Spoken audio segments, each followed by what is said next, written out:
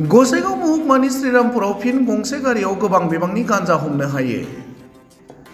हादरसा सोरखारा जौ जुवा ड्राग्स गांजा आरो जायखिजाया समाजारि बेरेखा हाबानि हेंथायै गोख्रों राहा लाबोदों आरो पुलिस खुंथायनिफ्रायबो बेफोरबायदि हाबानि हेंथायै गोख्रों नोजोर लाखिनायजों लोगोसे सम सम सेबनानै खायसे सुबुंखौ हमनानै आयेननि गेजेरजों साजा होबोदों। नाथाय अब्लाबो बेफोरबायदि हाबा मावनाया सिखावै सोलिबोबाय थादों।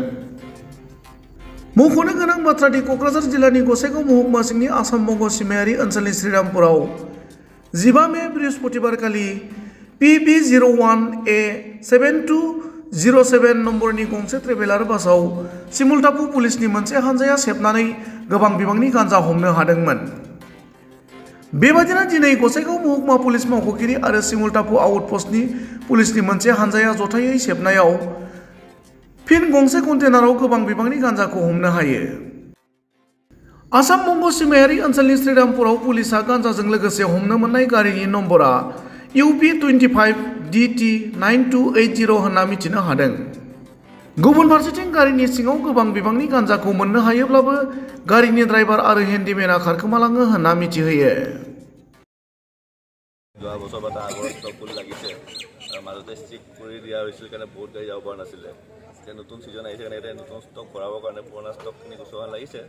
বাকী এতিয়া আমি যোৱাকালি পালোঁ 269 কিলো আৰু আজিও এতিয়া আমাৰ চলি আছে ৱেইটিং 1 টনমান হ'ব বুলি আমি আশা কৰিছোঁ।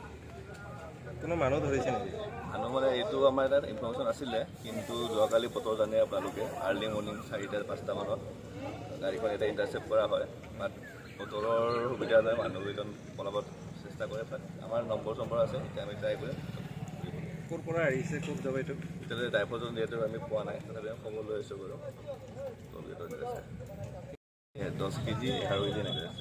কিমান পেকেট আছে? 90 পেকেট। কিমান পেকেট আছে ছাৰ? 90 পেকেট।